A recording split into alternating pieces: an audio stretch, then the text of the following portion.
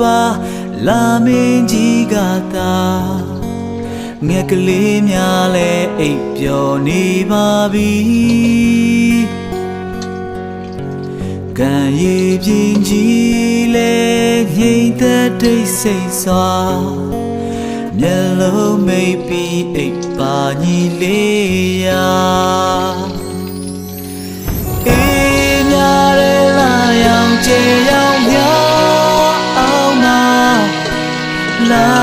ပါရဲတီကပြားတွေတီးဆိုရဲ့ချောသိမ်းမှာ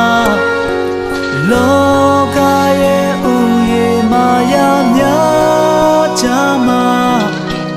တော့ကများပြီးဖေကငြိမ်သက်အိမ်လိုက်ပါ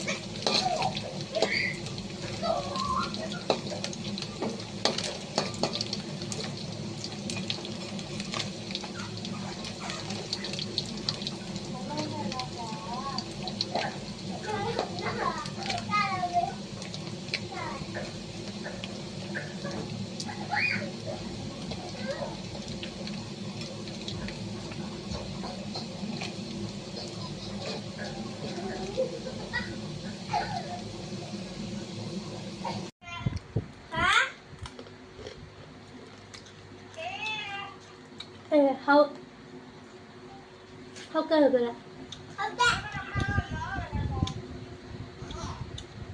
လာတယ်ဟုတ်ကဲ့